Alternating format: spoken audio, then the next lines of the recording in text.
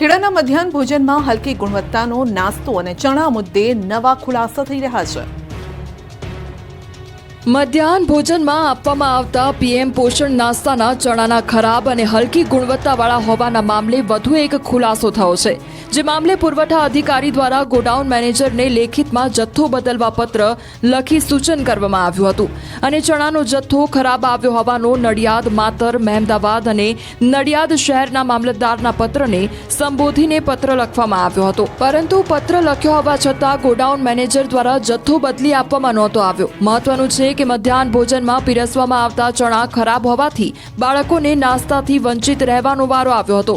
બાદમાં ન્યૂઝ 18 ગુજરાતીએ માતર તાલુકામાં ચણાના જથ્થાની તપાસ કરતા જ બાળકોને બીમાર કરે તેવા દ્રશ્યો સામે આવ્યા હતા। ચણાનો જથ્થો ખોલતા જ તેમાં જીવતી જીવાતો ફરતી જોવા મળી હતી। ત્યારે સવાલ એ થઈ રહ્યો છે કે જો પુરવઠા અધિકારી દ્વારા 12 તારીખે પત્ર લખવામાં આવ્યો હતો તો પછી જથ્થો કેમ બદલવામાં ન આવ્યો? આ જથ્થો આપનારા એજન્સી સામે હજી સુધી કોઈ પગલાં ભરવામાં કેમ ન આવ્યા? અંદાજિત 20,000 કિલોથી વધુ ચણાનો જથ્થો જીવાતવાળો અને અખાદ્ય હોય તો તેનું સેમ્પલ કેવી રીતે પાસ થયું?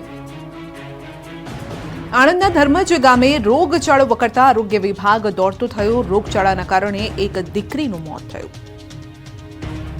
પેટલાદ તાલુકામાં આવેલા ધર્મજ ગામે રોગચાળો વકરતા આરોગ્ય વિભાગ એક્શનમાં આવ્યું છે। ધર્મજ ગામમાં કમળાના 31 જેટલા કેસ નોંધાયા છે। ધર્મજ ગ્રામ્ય પંચાયતનો વિસ્તાર ગાંધી ચોક, હરિજનવાસ, ચામુંડા વિસ્તાર પીવાના પાણીની પાઇપ સાથે ગટર પાણીની પાઇપલાઇન જોડાણ થતા ગામમાં ગંભીર રોગચાળો ફાટી નીકળ્યો છે, જેમાં એક સગીર દીકરીનું મૃત્યુ થયું છે, જે અંગે આણંદ આરોગ્ય વિભાગની ટીમ નક્કર રીતે પુષ્ટિ નથી કરતી। જો કે રોગચાળાને લઈ આરોગ્ય વિભાગે સર્વે તેમજ સુવિધાઓ પૂરી પાડવા માટે કવાયત શરૂ કરી છે। આરોગ્ય વિભાગની વિવિધ ટીમો દ્વારા ધર્મજ ગામમાં પાણીનું લીકેજ શોધવા માટે ડોર ટુ ડોર વિઝિટ કરી રહી છે। સાથે જ ગામમાં તમામ પ્રકારની આરોગ્યલક્ષી સુવિધાઓ પૂરી પાડવામાં આવી રહી છે। ખંભાતના અખાતમાં કેમિકલ ઠાલવતી કંપનીઓ પર જીપીસીબીએ તવાઈ બોલાવી।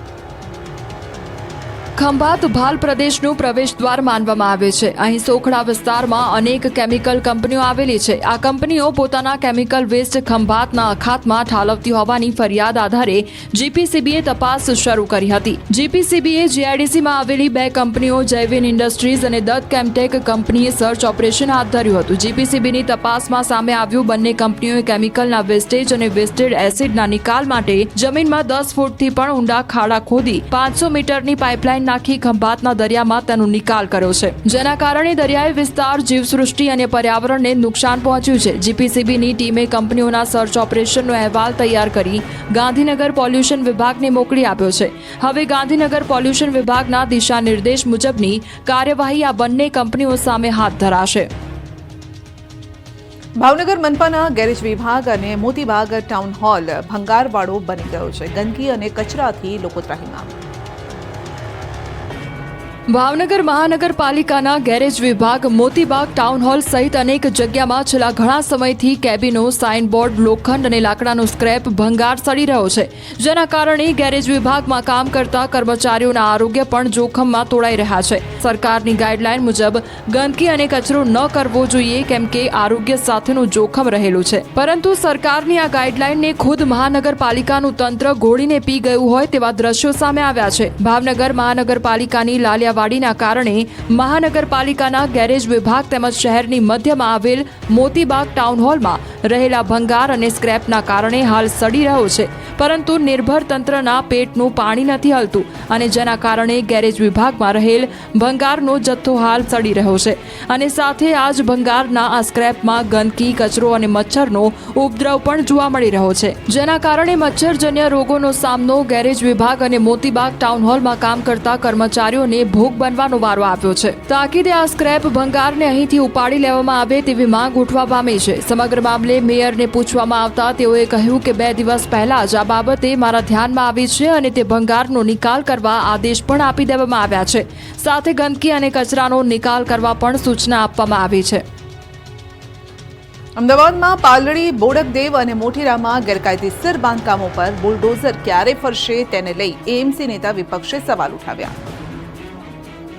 અમદાવાદમાં પાલડી, બોડકદેવ અને મોટેરામાં ગેરકાયદેસર બાંધકામો પર ક્યારે બુલડોઝર ફરશે, આ સવાલ ઉઠાવ્યો છે વિપક્ષ નેતા શહેજાદ ખાન પઠાણે. અમદાવાદ મહાનગરપાલિકાની સામાન્ય સભામાં વિપક્ષ નેતા શહેજાદ પઠાણના સવાલથી બોર્ડમાં સન્નાટો છવાઈ ગયો હતો. અમદાવાદમાં ગેરકાયદેસર બાંધકામ મામલે વિપક્ષ નેતા શહેજાદ ખાન પઠાણે વિરોધ ઉઠાવ્યો છે કે માત્ર કોંગ્રેસના મત વિસ્તારને ટાર્ગેટ કરીને બુલડોઝર ફેરવવામાં આવે છે. 0 અવર્સની ચર્ચા દરમિયાન વિપક્ષ નેતા શહેજાદ ખાન પઠાણે મ્યુનિસિપલ તંત્રમાં છેલ્લા કેટલાય સમયથી જમાલપુર, અમરાઈવાડી અને ઓઢવ સહિતના કોંગ્રેસના મત વિસ્તારને ટાર્ગેટ કરીને ગેરકાયદેસર બાંધકામ તોડતા હોવાનો આક્ષેપ કર્યો હતો. આ સાથે વિપક્ષ નેતાએ જણાવ્યું કે કોંગ્રેસ ગેરકાયદેસર બાંધકામની તરફેણ નથી કરતું, પરંતુ શહેરના અનેક વિસ્તારમાં મોટી સંખ્યામાં ગેરકાયદેસર બાંધકામ થાય છે. તંત્ર તરફથી માત્ર પૂર્વ વિસ્તારમાં કામ થાય છે.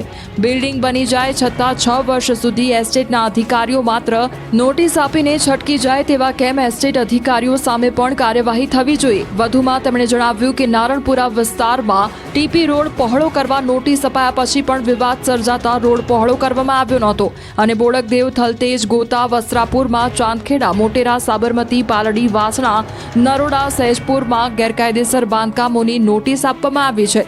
જ્યારે સ્ટેન્ડિંગ કમિટી ચેરમેન દેવાંગ દાણીએ જણાવ્યું કે થલતેજ તથા વસ્ત્રાપુર એરપોર્ટ વિકાસ માટે રોડની જરૂરિયાત હોય ત્યારે ટીપી ખુલ્લી કરીને ગેરકાયદેસર બાંધકામ તોડી નાખતી હોય છે.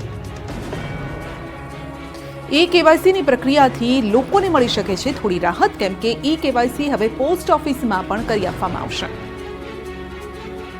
છેલ્લા ઘણા સમયથી કેવાયસીને લઈ લોકો પરેશાન થઈ રહ્યા છે. રાજ્યના ખૂણે ખૂણામાંથી કેવાયસી કરવા માટે અરજદારોની કતારોના દ્રશ્યો સામે આવી રહ્યા છે. પરંતુ હવે કેવાયસી માટે લાંબી કતારમાં ઊભા નહીં રહેવું પડે, કેમ કે કેવાયસી હવે પોસ્ટ ઓફિસમાં પણ કરી આપવામાં આવશે અને એ પણ કોઈ જાતના ચાર્જ વગર. અરજદારનું આધાર કાર્ડ અને રેશન કાર્ડ અને આધાર કાર્ડથી લિંક મોબાઈલ લઈને અરજદારે રૂબરૂ જવાનું રહે છે અને સરળતાથી અરજદારનું રેશન કાર્ડ કેવાયસી થઈ જાય એ માટેની સુવિધા કરવામાં આવી છે. અરજદારે પોતાનું આધાર કાર્ડ, રેશન કાર્ડ અને મોબાઈલ નંબર સાથે રૂબરૂ પોસ્ટ ઓફિસમાં જવાનું રહેશે, જ્યાં તેમને કેવાયસી કરી આપવામાં આવશે. ગુજરાત પોસ્ટલ સર્કલ અને food and civil supply Gujarat દ્વારા MOU કરવામાં આવ્યા છે, જે MOU અંતર્ગત પોસ્ટ ઓફિસમાં પણ કેવાયસીની કામગીરી શરૂ કરવામાં આવી છે. કર્મચારી દ્વારા લોગિન કરીને સ્થળ પર ઘરે ઘરે અથવા વિવિધ જગ્યાએ કેમ્પનું આયોજન કરી કેવાયસીની કામગીરી શરૂ કરવામાં આવી છે. છોટાઉદેપુરમાં એસટી ડેપોના કમ્પાઉન્ડ વોલ જીવલેણ હવે બની રહી છે. કોઈ દુર્ઘટના સર્જાય તે પહેલા તેની મરમ્મત કરવાની જરૂર છે. છોટાઉદેપુરમાં આવેલ એસટી ડેપોની કમ્પાઉન્ડ વોલ લોકો માટે જોખમી સાબિત થઈ છે. અહીંના એસટી બસ સ્ટેન્ડ પર હજારોની સંખ્યામાં મુસાફરો આવતા હોય છે, પરંતુ અહીં આવતા મુસાફરોને એસટી ડેપોમાં બેસવા માટે બાકડા ફૂલ થઈ જતા મુસાફરો એસટી ડેપોની બનાવેલ કમ્પાઉન્ડ વોલને અડીને બેસતા હોય છે. પરંતુ આ દિવાલ અત્યંત જર્જરિત હાલતમાં છે. આ દિવાલ ગમે ત્યારે ધરાશાયી થાય તેવી સ્થિતિમાં છે. જો કે 4 વર્ષ પહેલા જ છોટાઉદેપુર એસટી ડેપોનું નવીનીકરણ કરવામાં આવ્યું હતું, જેમાં આ દિવાલનું પણ કામ કરવામાં આવ્યું, પરંતુ તેમાં ચોક્કસ તકલાદી કામ થયું હોય તેમ લાગી રહ્યું છે. દિવાલમાં મસમોટી તિરાડો પડી ગઈ છે, ત્યારે હવે આ દિવાલનું કામ કરવામાં આવે તેવી માંગ ઉઠી છે. લગ્નની સિઝન ચાલી રહી છે અને ત્યારે તમને લક્ઝુરિયસ કાર અથવા તો હેલિકોપ્ટરમાં જાનના દ્રશ્યો જોવા મળ્યા હશે, પરંતુ વડોદરામાં નીકળેલી અનોખી જાન આકર્ષણનું કેન્દ્ર બની. આજકાલ લક્ઝુરિયસ ગાડી અથવા હેલિકોપ્ટરમાં જતા વરરાજા અને જાન તો જોઈ હશે, પરંતુ શું તમે ક્યારેય ઊંટગાડા પર જતી જાન જોઈ છે? જી હા, વડોદરાના પોર ગામમાંથી ઊંટ અને બળદગાડામાં જાન નીકળી. આ જાનને 7 કિલોમીટર દૂર આવેલા સલાડ ગામે પહોંચતા 4 કલાક જેટલો સમય લાગ્યો. રસ્તામાં આવતા 4 ગામોમાં પણ આ અનોખી જાને આકર્ષણ જમાવ્યું છે. લોકોના ટોળેટોળા જાન અને વરઘોડાને જોવા એકઠા થયા. પોર ગામના જ્યોતિષ પટેલના પુત્ર દીક્ષિત પટેલના લગ્ન હતા. પરિવારને કંઈક નવું કરવાનો વિચાર આવ્યો અને ઊંટ અને બળદગાડામાં જાન જોડી. અનોખી જાનને લઈને પટેલ પરિવારનું કહેવું છે કે હેલિકોપ્ટર, JCB, લક્ઝુરિયસ કાર મેળવવી સહેલી છે, પરંતુ બળદગાડા શોધવા અઘરા છે. ભારે દોડધામ બાદ અમે 14 ગાડા શોધી શક્યા હતા. 300 જેટલા મહેમાનો